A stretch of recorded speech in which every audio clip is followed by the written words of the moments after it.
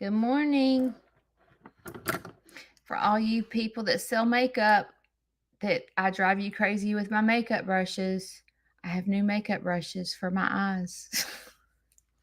I know y'all are excited. If you're catching the replay, hashtag replay.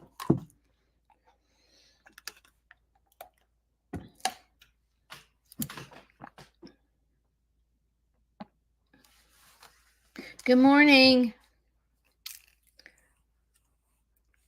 I got to get this party started because I'm supposed to be at a school at 8:30 to do an incubation project. It's probably going to be more like 8:45 because after I go live, I've got to run out there, like sprint and let the chickens out, and then jump in the car and then run to the school and then hurry back because the group home's coming. And guess what? Y'all get a sneak preview of Saturday's video. Not a preview. Y'all get gossip.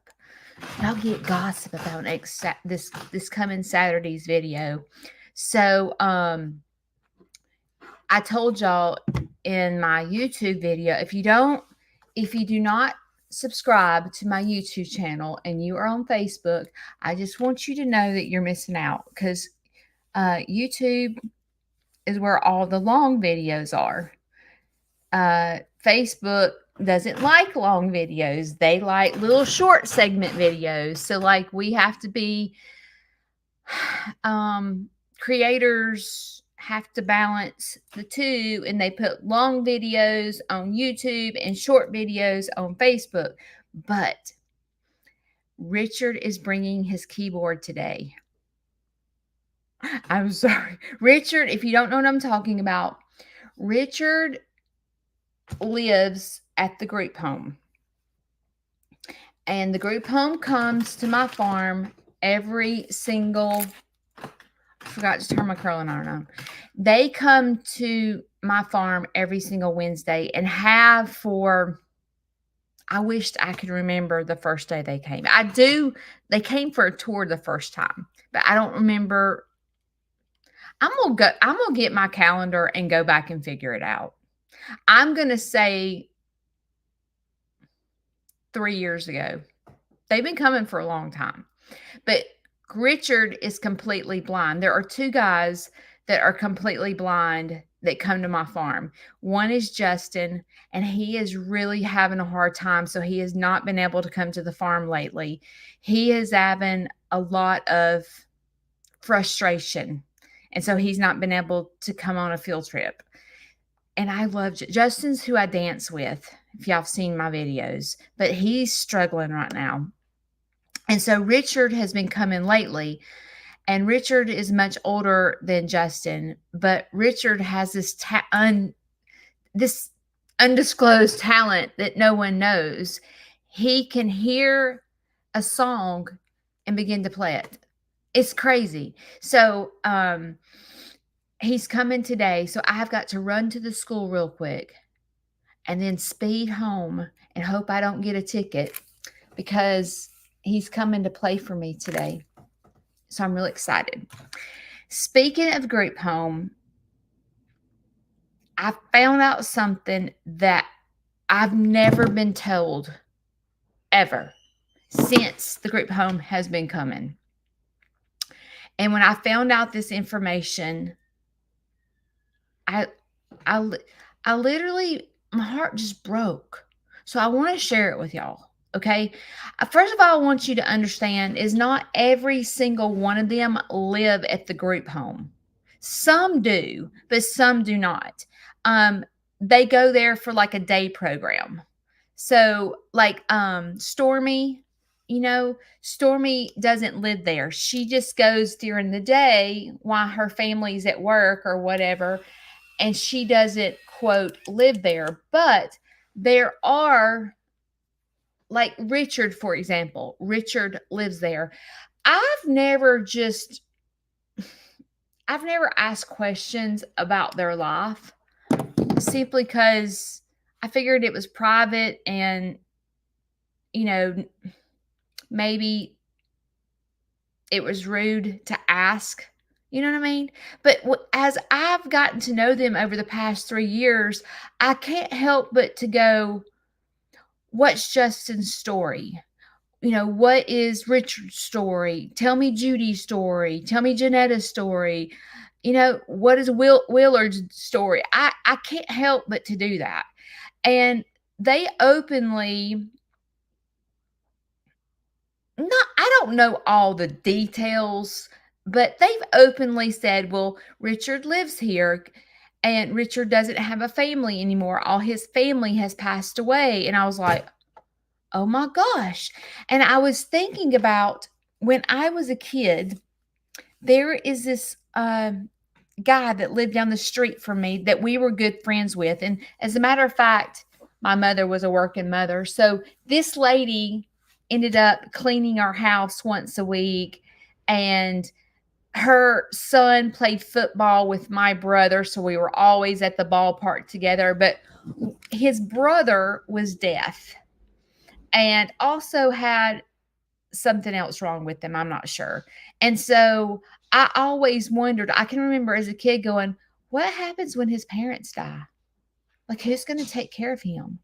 Like I can remember thinking that, like when I was younger, because his name was Michael Dale. And I loved Michael Dale. He was funny and he used to be at my house every week. And he used to go on a day program at this place. And actually they come to my farm too, the Exceptional Foundation, which is in downtown Birmingham, which is about an hour from me. But they've been to my farm several times as well, the Exceptional Foundation. So I can remember, wondering, but I wanted to share with you something that I found out. First of all, I want to say that Mindy, Tammy, and Melinda are 3 workers that come here regularly.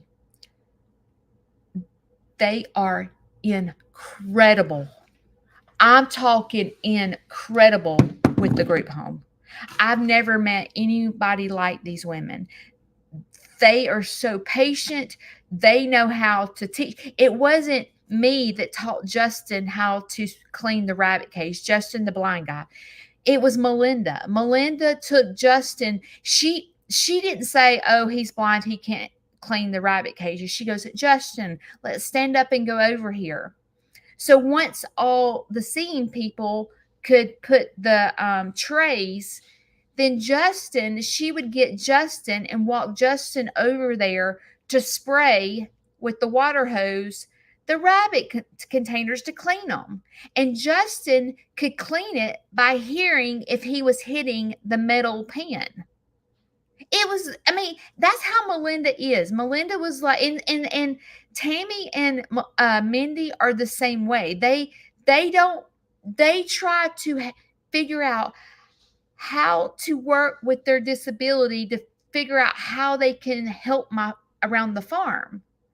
It's really incredible to sit and watch because I've never really been around a blind person or someone with Down syndrome. So someone with autism, I've never been around. So like the Remy Foundation, Lauren and Matthew Manley are Remy's parents. And I have to call them and go, okay, when I start dancing and do It Takes Two to Make a Thing Go Right with these field trips and there's kids with autism, I can see the kids going like this. And then all I can think about is I am really interrupting this kid with autism. They cannot handle loud music. So I have to call Lauren and go, how can I make my farm a safe place when there's multiple kids with disabilities all together? Because I've learned kids with the autism learn by reading. And kids with ADHD, I can't say no running in the farm.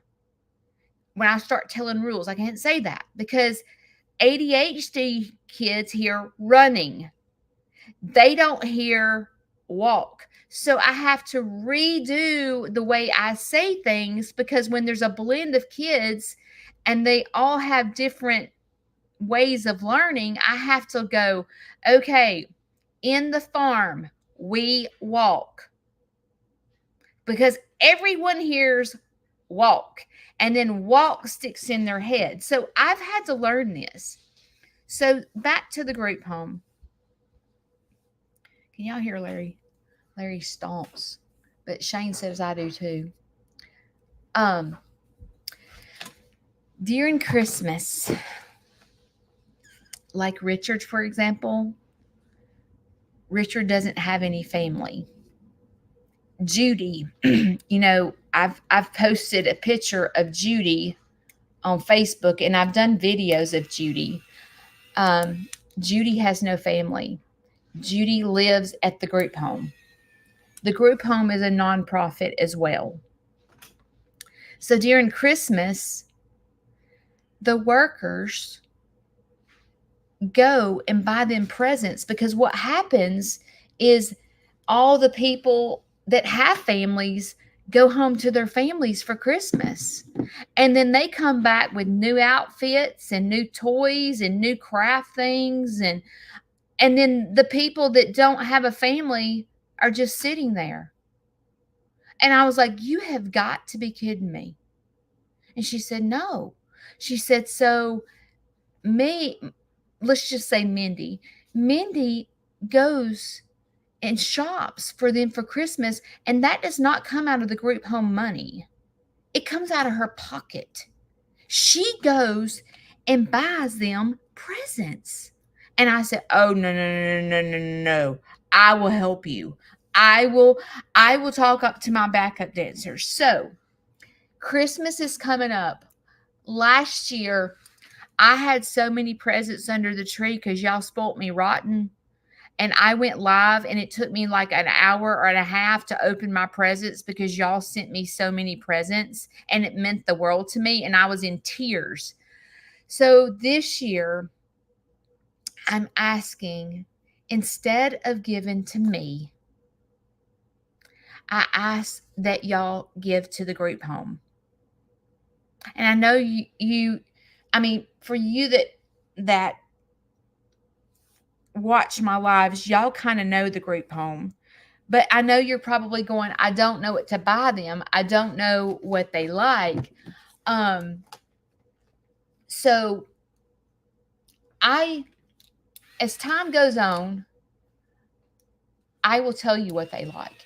If you are the type that cannot shop but would like to contribute to the group home, listen, you can always fill a stocking full of candy or something. And y'all, they're not picky. Y'all see, well, Stormy has a family, but y'all see what they love. Crafts.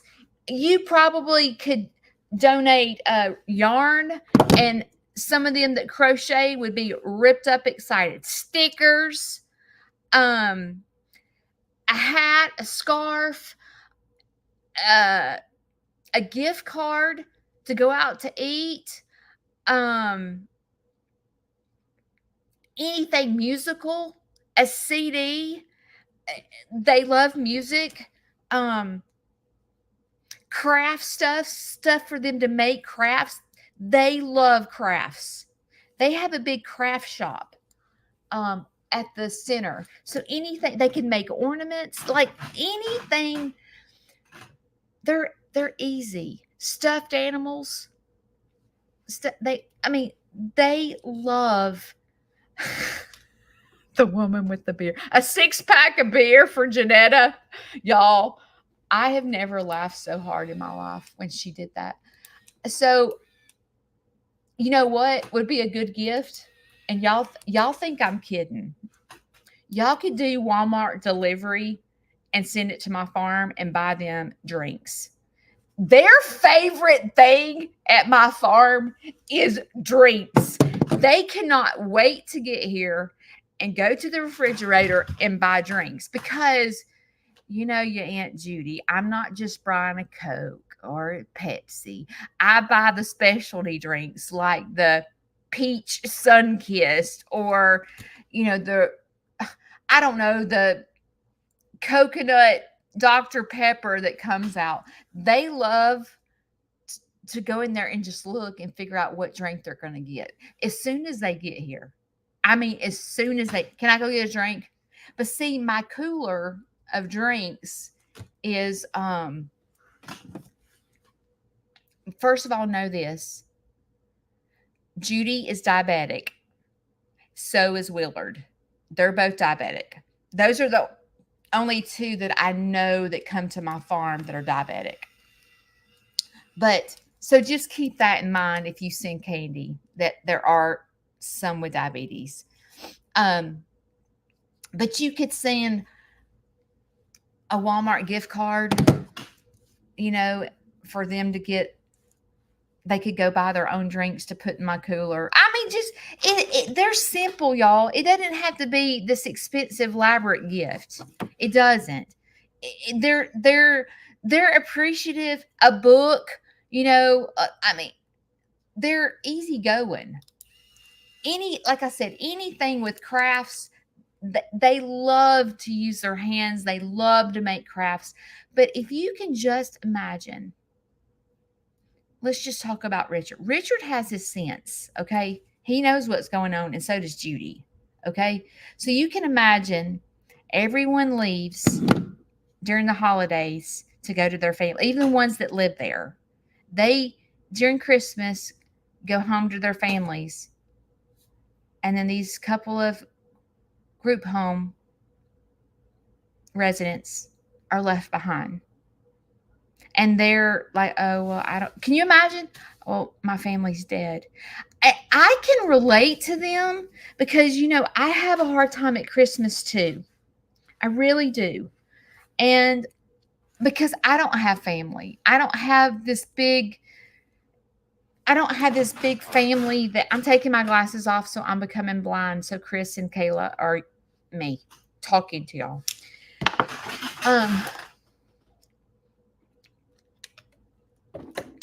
I can relate because, during the holidays, when you're on social media and you start scrolling during the holidays and people are doing games together, families are together, they're doing Dirty Santa, they're eating together, they're singing, together. And then there's my family, so I can relate to people that do not have family during the holidays. Now, I have my children. I have Larry. But I don't know. I grew up going to my grandparents' house. My mom's sister, my mom's brother, their families, everyone came. My grandmother made, I forgot, hamburger gravy. She would make if we had chicken and dumplings and green, like a huge spread of food, and everybody brought a dish, and like everyone opened presents. And it was just like, I remember that being so much fun as a kid. And my kids really never experienced that with my side of the family because my mother was sick from the time my kids were very small. My dad didn't really do that. My dad was in his own world. I remember opening presents in a hotel room with my dad. And it was like we went there, we went to the hotel room, we opened presents, and we left. And I can remember me and my brothers were like, this is so crazy. Like, why even give us gifts? You know what I mean? Like, we're in a hotel opening gifts. But that's just how my dad was. But anyway, my kids never had that. So I can sit here and think about Richard and Judy having a disability, living at a group home, and sometimes they have kid-like minds. Like Judy has a kid like mine. And I can see how, if a child, if all their friends at school went to Christmas to their families and came back with gifts, and then this one child's just sitting in the room going, well, why didn't I get a gift? Where's my mom?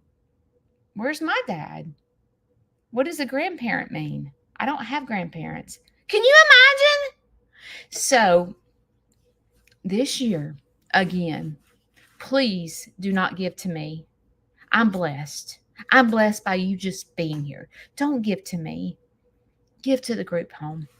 If you feel in your heart to give, I ask that you give to the group home. And I'm telling you, if you sent a pack of gum, they would be ripped up excited about a pack of gum. So like, if you want to start sending gifts, do this if you don't mind. Send and wrap the gift, mail it to me, and put boy, girl, or woman, man. Don't put boy, girl. Put woman, man. So if you get a man gift, that way I know it can go to a man that doesn't have a family, because I don't know. I only know right now it's Richard and Judy, but I know there's more, because there's a lot that go to the group home. So if you would please do me that favor and do not send to me, send to them. And gift cards going out to eat, y'all, they would be so excited. They would be ripped up excited if they could be specialized and go out to eat. So you can put male, female, or even if you don't want to shop for them, y'all, you could give them a Walmart gift card and they could go buy whatever they wanted. Or I don't think they have Five Below. I don't think they have Five Below gift cards. But anyway, if you feel led to do that, it is September. We have all the way to December to give them the Christmas of their life. And I plan to participate as well. So anyway, but today Richard is that's why I'm going to be going 60 miles an hour home on back roads. Okay, I'm not. To get home to hear Richard play for me. I cannot wait. I'm so excited. I can't stand it. Anyway, okay, what I kind of want to focus on today. So there was one of my followers that asked me to talk about patience. I'm like, dude, do you know that I have no patience? How in the crap am I supposed to talk about patience? And then she messaged me like the next day. She was like, you didn't talk about patience. I'm like, it's because I have none. So I have to think about it because I don't know. I mean, I have no patience. So I'm just going to briefly talk about that because I don't know. I've sat and tried to think of a story. Like, I'm just not good at patience. So I don't know if I'm the one to talk about patience. If Shane Sneed was sitting next to me and I said, hey, this lady asked me to talk about patience, and to see what he would say, he would be like, scoot over, let me talk about this because you have no patience at all. But the only thing I can think about patience is it depends on the situation. Because like patience getting the education center put together, that's a different type of patience versus patience praying for something like my brother to get well, having patience for that. Like when you're praying for something and you're asking, let's just say, for help being patient, I feel like that being patient is having trust. If you're not patient in that way, it's because you're not trusting that there's someone else in control besides yourself, and trusting that what you're praying for may not be God's will. You know what I'm saying? So I don't really know how to answer this properly. But I do feel like a lot of patience has to be in trusting that there is a higher power. I say higher power simply because if you don't believe in God, you're still welcome to my page because I'm not going to judge you and tell you that you're going to hell. I'm not doing that. I'm going to say, for me, I believe in God. I am a Christian. But I I feel like you're welcome here. So that's why I say higher power because I don't know who you believe in. If you believe in Buddha, if you believe whatever, I pray to God. So that's what I say. But I just believe that you have to trust there's someone else in control that knows the whole story where we don't know the whole story, but God does. So I'm not really sure how to speak on patience. I still need time to think on it. But what I do want to talk about today is if I said I need everyone to put down your remote control on your TV or your cell phone for just a minute and go get a mirror. Okay, let's just say I say you jokers need to go get a mirror. And you held up the mirror right here. Would you be proud of what you're looking at? I'm going to give you a minute to think about it. If you sat there and looked in the mirror and looked at yourself, would you smile back? So I'm looking in the mirror. Would I smile back, or what would I do if I'm looking in the mirror? What would I say to what would you say to yourself? I know what I'd say is I need a different color foundation. Because that video that I did yesterday, I was like, yeah, it doesn't even match. So I'm going to work on that. What would you say to yourself? Would you be happy with the way you look? Would you be happy with the way you present yourself? Would you be happy with the way you dress? Would you be happy with the words that come out of your mouth? Would you be happy with what you ingest in your mouth? Would you be happy? And if the answer is no, then I'm glad you're here because I'm here to help you be the best version of yourself. I'm not here to help you be like me or be like Tina or be like Cynthia or be like Diane. I'm here to help you be the best version of yourself.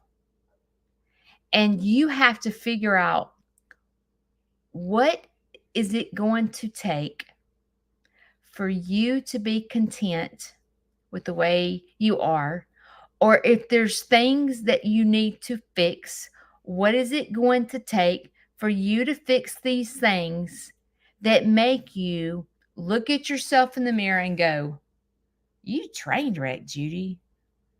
You worry about your daggum weight. That's stupid, Judy. Why are you worrying? Like, whatever you're saying to yourself. So what is it? What's it going to take for you to be the best version of yourself? And, is there a such thing as being the best version of yourself? Well,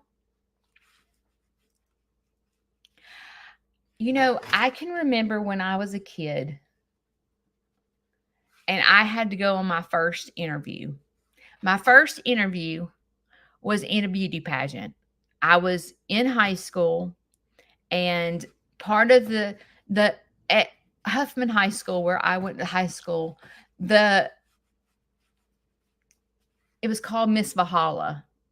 Miss Valhalla was I forgot the word, a preliminary to Miss Alabama. So in other words, if you got Miss Valhalla, you were going to Miss Alabama to compete. Okay. So it was a big deal. So I was in Miss Fahala when I was a junior. So part of it in Miss Fahala is exactly like Miss Alabama. You have an interview process, you have a swimsuit competition, you have an evening gown competition, and you have a talent. Okay. So mom was preparing me for, because I'd never been interviewed a day in my life. And so mom was like going, "Do you know politics?" I'm like, "No." And she was like, "Okay, let me sit down and explain to you politics."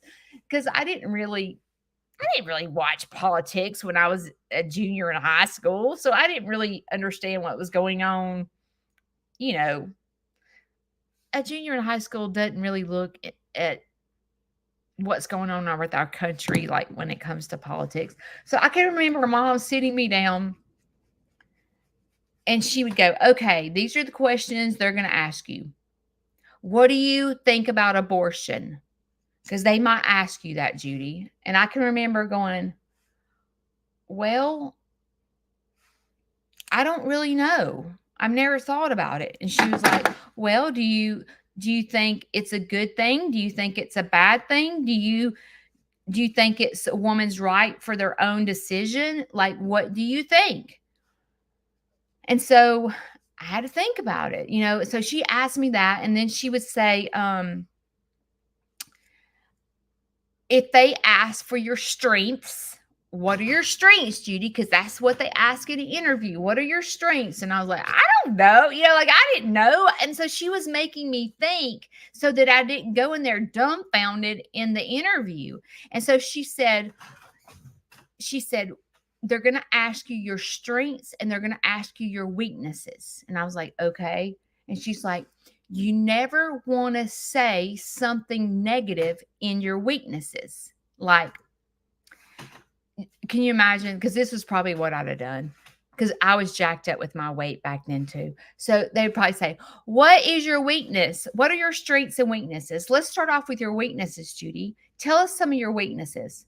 "Well, I'm fat and I overeat. And I go through these, can you see me doing that?" Yes, because I'm a kid. I don't know better. So mom was helping me. She was like, when you go to an interview, you never really talk about your weaknesses, Judy. She said, so you say something like this: "Judy, what are your weaknesses?" "Well, I feel like organization can always be improved. So I could always work on organization skills." So I didn't say I suck at, organizing, but you can always work on being better at organization when you're in a setting like a work setting. So mom always taught me. She was really good at teaching me how to interview and how to carry myself when I'm in the public eye. And so I remember that to this day. And I was a junior in high school. Okay. And I'm fixing to be 54 this year. So it was a long time ago. So when I sit here and think, when I say to you, our goal is to be the best version of ourselves, it's almost like the best version of yourself is like you can never be too organized, because being the best version of yourself doesn't mean perfection. It doesn't exist. We are always needing something to work on, because as we go through life,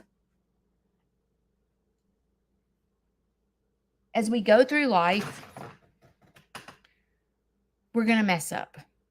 As a matter of fact, I got a message yesterday from someone that said, "Pray for me, I've messed up." And I was like, "Girl, I mess up all the time. It's fine. There's little mess ups, there's big mess ups. That's the part about being the best version of yourself is we're going to mess up. Sometimes a little bit, sometimes it's a total train wreck. But where you keep being the best version of yourself is learn from that mistake and don't make the same mistake. Fix it. Being the best version of yourself is going, okay, I'm going to say something drastic. Okay. I'm just going to tell you, I'm fixing to say something I've never said before. But I'm going to say it because I feel like a lot of you followers have been in my shoes before and have walked these footsteps that I've walked. And you've made big mistakes before. And I don't know the mistakes that you've made. You've not really shared them. And it's really none of my business, the big mistakes that you made.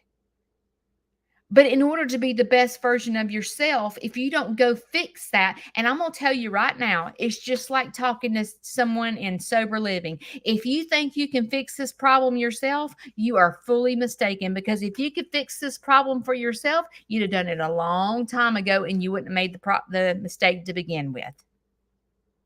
So I am highly recommending counseling for every single one of y'all.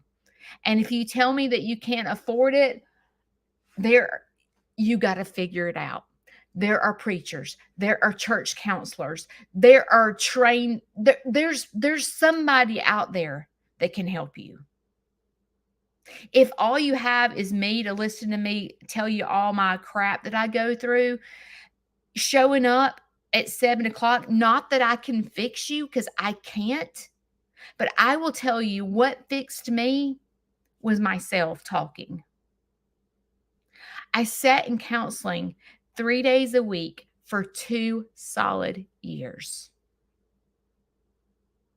And all I did is she asked me questions and I talked. And the more I talked, the more I heard myself and the more I wanted to go, "Oh, that sounded jacked up." And so she would ask me questions back to me that would make me think, "Oh, that's a problem. How do I fix it?" So that's how I began to work on myself, is talking. That's why I go live and talk about mental health, is because mental health it's talked about in today's world, but it's embarrassing. It's embarrassing telling people your true, deep, dark secrets that you're not proud of. But what I was going to say is, so my previous marriage, I was married for 14 years to be exact. I was married for 14 years. And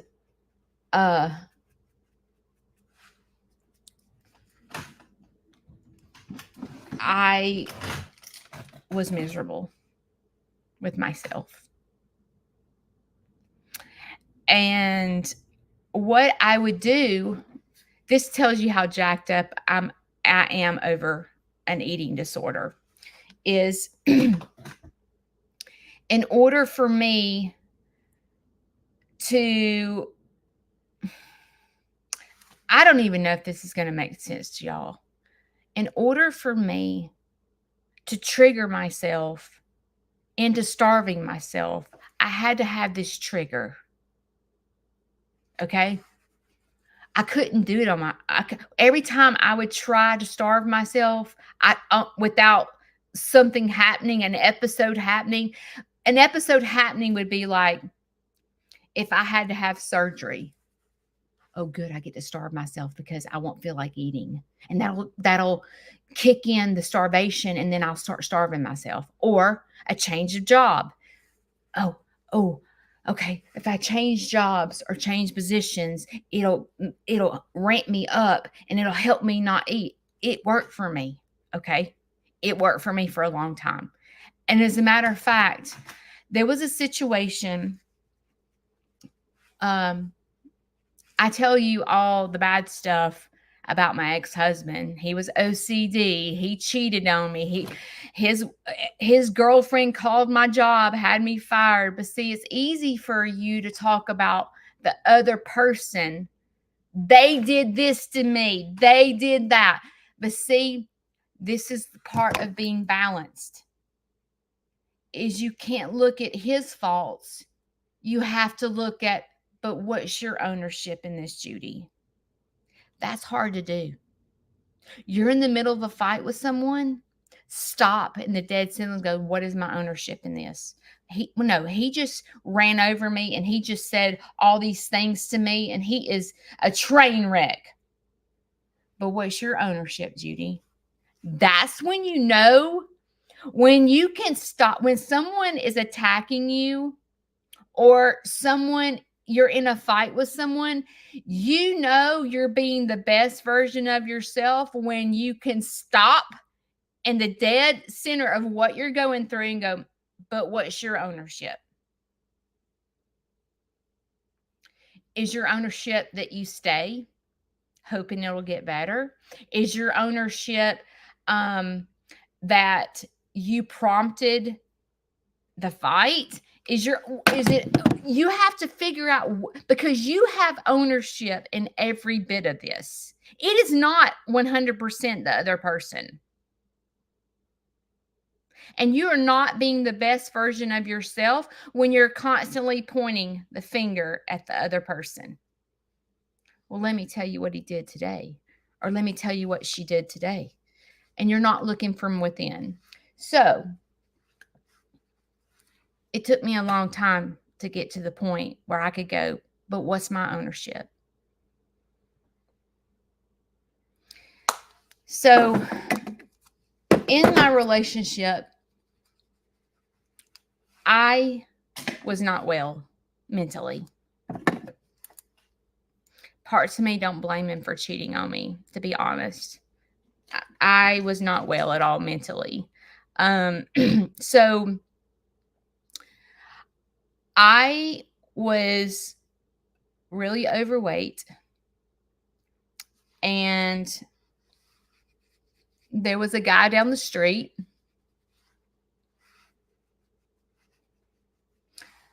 and I can't even remember how it started, to be honest. Oh, I do. Back when I was younger, I went back to school because I wanted to be a pharmaceutical rep. So that's why I went back to school and got my degree, is because I was in phone sales and I wanted to be a pharmaceutical rep. Well, this guy was a DME sales rep, which is like a pharmaceutical rep, but he sold equipment instead of medicine. And so I got where I was talking to him about my career and how do I help me? What do I do? Okay, I've got my degree now. What do I do to become a pharmaceutical rep? What do I need to do? So he sold wound care. It was a machine that when someone had an open sore, a bed sore, this machine helped heal the bed sore. And so he was trying to sell the product to the doctors or the hospital. So I started riding with him, and I would go with him. I would go into these big corporations, these big hospitals or doctor's offices to watch him sell the equipment. And he was talking to me about getting me on at the pharmaceutical, I can't remember the name of the company, but anyway. So I was riding with him. Y'all know how this gets started, right? It starts innocent. Okay. So I was riding with him.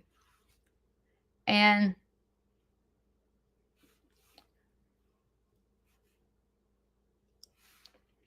you start opening up. The biggest mistake you can make as a human being is telling your problems to the opposite sex. You're going to get yourself in trouble. Okay? You're going to get yourself big. It's going to be not a little mistake. It's going to be a huge mistake when you open the door for an opposite sex to be friends with them, opening up, telling them your problems. It lands for a disaster. So I was doing that. So there was an opportunity for us to travel to another state to sell to this big hospital. It was a big deal. It was a big deal. Like, it was it was a huge sale. And so he was like, do you want to, and everything's innocent in the beginning, but do you want to go out of town and go to this hospital with me? I was like, yes. So I came home, and I'm bullheaded. I don't ask for permission. I do now. But back in the day, I was like, hey, I'm going to, I forgot where it was out. I'm going to South Dakota. There's an opportunity for for me to really learn about this product and how to sell it. My goal is to get a job here. And I'm going innocently, right? I'm going innocently. And so, to make a long story short, you know where this ended up, right? I'm in South Dakota with somebody else, and you go out to eat and have a drink. Next thing you know, things ain't good. And I made a huge mistake. And then that mistake came home, and that mistake continued to happen. And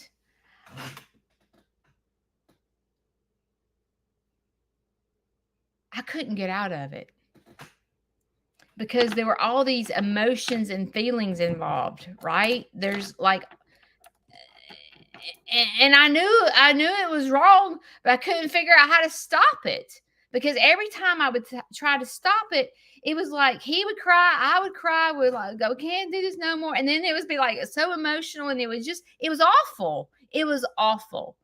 And I have told you, about the flip side is I did it to him before he did it to me.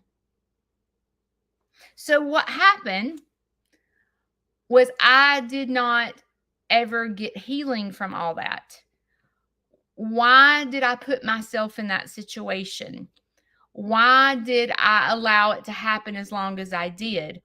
Why was I gaining? Because what was happening is I was with him, and then I would get to where I wouldn't eat because I was all giddy. That freaking high school giddy crap was kicking in, and it felt good, and it was fun, and it was exciting, and he showed me more attention than my husband, and it was great. He gave me gifts, and it was so much fun sneaking. It was a rush for me. And if you've been there, you know what I'm talking about. It's not reality, okay, folks? Y'all know that, right? If you're having an affair, it is not reality. It is a game you're playing in your head. Because real marriage is not all giddy, right? It's giddy when you start dating, and then you get married and you start farting in front of each other and taking poops in front of each other, and you're nasty, and you see, I'm sorry that's gross, but like the goo-goo gaga goes away. Marriage is not like that. So if you're in an affair and you're all giddy, you're in an imaginary land right now. That's never going to last. A marriage is not going to last when it starts off with infidelity. That did not come from your creator. I promise you. If you think the grass is greener on the other side, you're sadly mistaken. You need to go get in counseling and figure out how to get out of it. And if you think you're going to marry that person and live happily ever after, you're dating someone that's already done infidelity. So if you don't think he's going to do it to you, or you don't think she's going to do it to you, you're sadly mistaken. So I realized through this whole situation, I needed help. I needed help. I needed help getting out of my marriage. I needed help with figuring out why I walked outside the marriage. I needed help. I was ruining my whole entire family in the closet. because my kids didn't know. My husband didn't know. And I'm sitting there dying inside every single day, walking in the door with guilt. It was awful. It was awful. So I started counseling, but let me just tell you, it wasn't until it happened to me that I hit rock bottom. So what I'm saying is, it wasn't until my husband did it to me and walked out the door. And I was like, dude, I didn't walk out on you. Totally walked out the door for a younger girl, went and moved in with his dad and left me and my kids high and dry.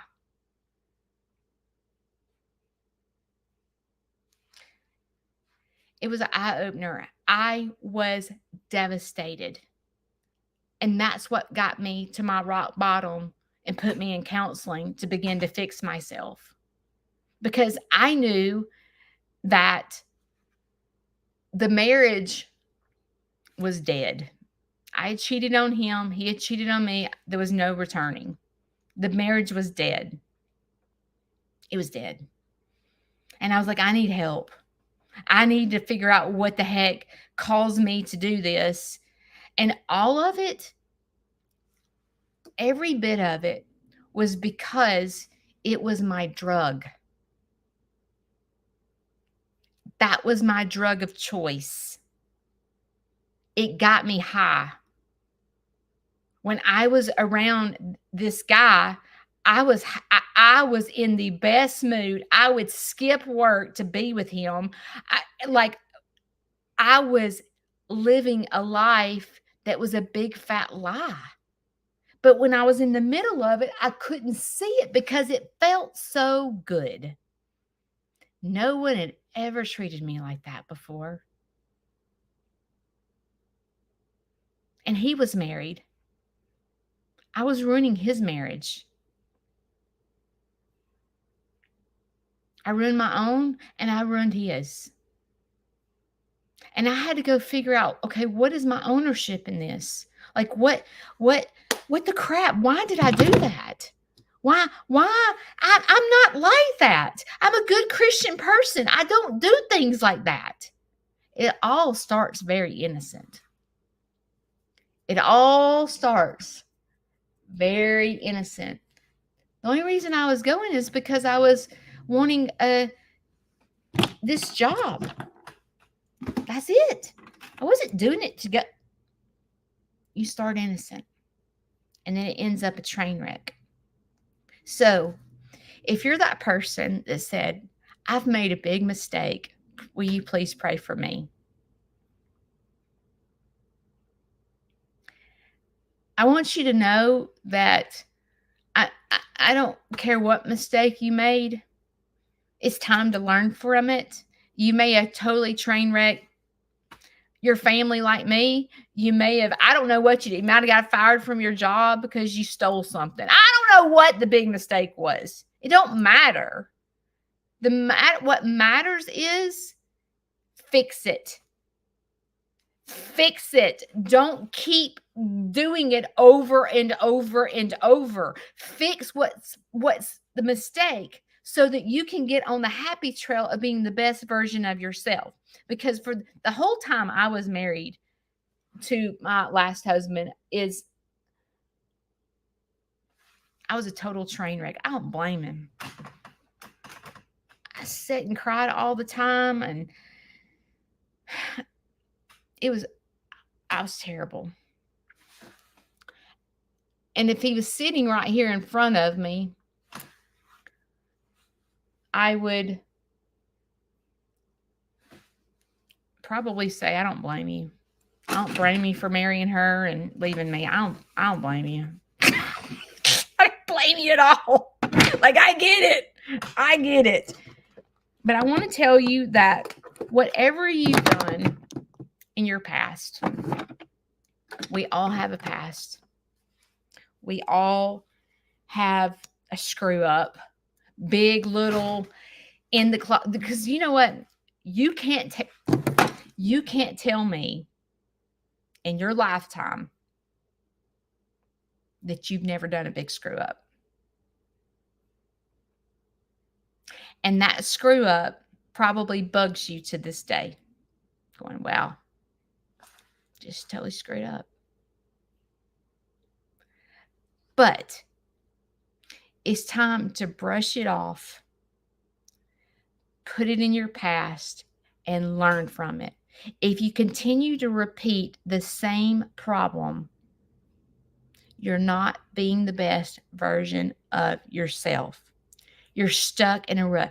Well, the reason I do is because my wife is a POS. She don't cook. She don't clean. All she does is come home and she's in sweatpants and looks terrible. And I'm like, if you gotta look from within. You got to stop yourself in the middle of the tracks and go, what is my ownership in this? Because I got some type of ownership in this. I do. Because you're probably not being the best version of yourself. And is there an end to it? No, probably. And let me just say, when you're in rehab, we're all in rehab right now, probably. Okay. When you're in rehab and you are, let's see, how do I put this?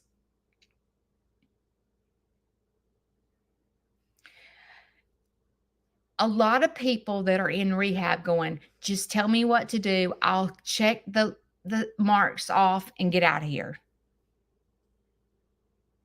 Go to counseling.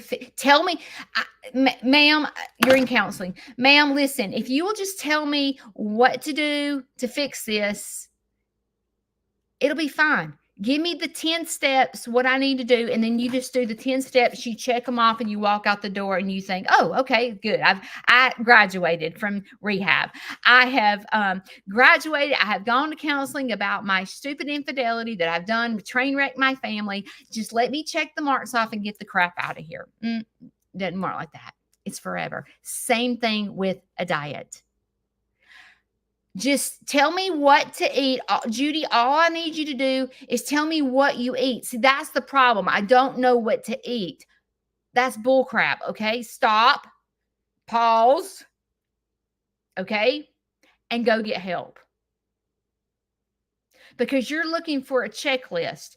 Just tell me exactly what to eat. I will eat. I will lose 15 pounds and then I'll be good. Just give me that injection. Let me lose the weight. Once I lose the weight, I got this under control and I'm all good and I won't gain it back. BS. Rehab is just the beginning foundation of the journey of forever. Okay? So, in other words, if you're out to fix yourself, there's no ending. There's no checklist. There's no, I am perfect from here on out. I went to rehab. I will never do this again. Bull crap. If you're not keeping yourself in balanced, bull crap. I call bull crap. Okay. Because I'm telling you, you have to constantly work on yourself because you get out of balance because we're human beings. You have to be mindful of what got you there in the first place. If I stick to Weight Watchers, done this, got the gold medal. If I stick to weight, I can lose weight. I can lose weight. I am a disciplined little girl. I can do it. But can I do it the rest of my life? It feels scary. Exactly when you're in rehab and you're going, oh my God, okay, I'm in rehab. Okay, I've train wrecked my family. I've had an affair. I've train wrecked my family. What? Just fix me. Just tell me what. Give me the checklist on how to fix my marriage so that my husband doesn't leave me. Just tell me what to check off and I will do every bit of it. It doesn't work like that, y'all. There's no ending to being the best version of yourself. It's something that you have to walk and take on a daily basis. Sometimes it's second by second. Sometimes it's minute by minute. Sometimes it's hour by hour. Sometimes it's day by day. Sometimes it's week by week. You have good weeks and you have bad weeks, but it is a daily walk. And if you're not spiritually fed, mentally fed, emotionally fed, physically, emotionally, and mentally fed, you're going to be out of balance. And it's normal. It's normal to fluctuate. Okay. The holidays are coming up. Okay. There's going to be some good eating. Okay. So how do you keep yourself balanced during the holidays and don't sit on the curb and go, I wish I could have a fruit cake. Okay. Not fruit cake. I wish I could have a piece of that pecan pie, but I can't. It's a daily walk. It's learning how to not sit it out. It doesn't mean you can't have a pecan pie. You can. You just got to budget it. Because if you're like me and addicted to sugar, you're going to eat the pecan pie and then want a piece of the chest square and then want a piece of the lemon pie. That got out of balance. It's planning, being dedicated to being the best version of yourself, not giving up. It's okay to screw up. If you if you're that person that screws up, me too. Welcome to the party train, okay? I'll meet you at the bus stop, okay? We'll sit at the bus stop and we'll talk and we'll decide what bus to get on. Are we going to get on the struggle bus? Or are we going to get on the double Dutch bus? Because we are human beings and we're going to make mistakes. But the mistake is when you give up. And then that week or that day of cheating turns into a week of cheating. And then it turns into a month of cheating. And then you can't get back on track. My goal is to help you go jump on the right train. Bus, not train. Get on the right bus. All these backup dancers are on the same bus. We all meet at the bus station and we decide which bus to get on. Every freaking single one of us. We all have done. We've got our past. We all have a past. Okay? And our future is not to be perfect. Our future is to go, you know what? I need to fix me. And I'm going to take one step slow in front of the other. Because this is a lifestyle change. This isn't a race. This isn't a race to fix it today. We want this fixed for the rest of our life. And it is a lifestyle. It's not a race. It's a slow back moonwalk. Okay? You're moonwalking backwards, okay? One day at a time. We are not in a race to fix ourselves immediately. It doesn't work when you do that. It doesn't. If you're looking for a quick fix, you know, you've done quick fixes before. A quick fix will get you there quick. We're all about quick. Quick doesn't teach you anything. Has it ever taught you anything before? Okay, I'm going to go to counseling for 6 weeks. It costs $40. It costs $40. Okay, I've already budgeted this out. I'm going to go to counseling for 6 weeks. It's going to cost $40 a week. I budgeted it out, and then I'm done. Good luck with that one. Good luck, because it don't work like that. It's not a race. It's a backwards moonwalk. I'm here to tell you right now. If you don't know how to moonwalk, I'm here to tell you, you need to go watch some Michael Jackson videos and learn how to moonwalk. Because if you're trying to check off the list, it's not going to work. If you're trying to go to sober living for 30 days and get out and think you're going to be good. You're a lie. You're lying to yourself. You're lying to yourself. It don't work like that. It doesn't. It's a daily walk. And don't feel overwhelmed when I tell you it's going to be there forever, because it is. It don't go away. Okay? It does not go away at all. You have to be disciplined. If you don't have discipline, you need to go to counseling. Figure out why you don't. Why does your weight drive you crazy? And every diet you've been on, you can't lose weight. You need to go to counseling and you need to figure it out. Because going to counseling, figure it out, helps you be the best version of yourself. And it's not a diet. You can't go on a diet. We call it a diet. A diet doesn't fix the problem. Exercising once a week for 6 weeks doesn't fix the problem. It has to be for the rest of your life. So if you can't do it for the rest of your life, you don't need to be doing it. Because it ain't going to fix the problem. Can I get an amen? Can I get an amen? Can I get an amen from the audience? I hope that I'm making sense to y'all.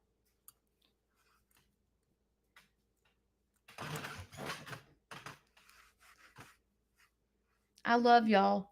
And I know this was a hard topic. It's a hard topic for me to say, hey, guess what? I walked out on my marriage. That's not easy to talk about.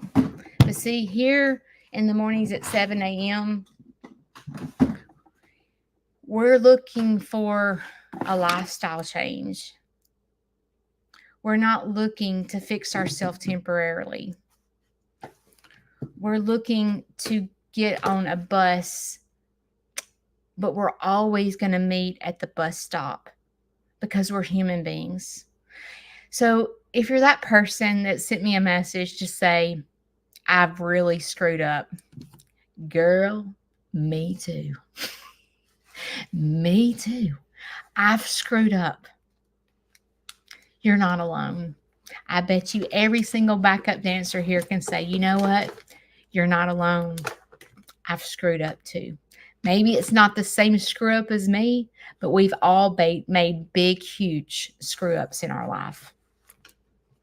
And some of us are still suffering the consequences of our screw ups.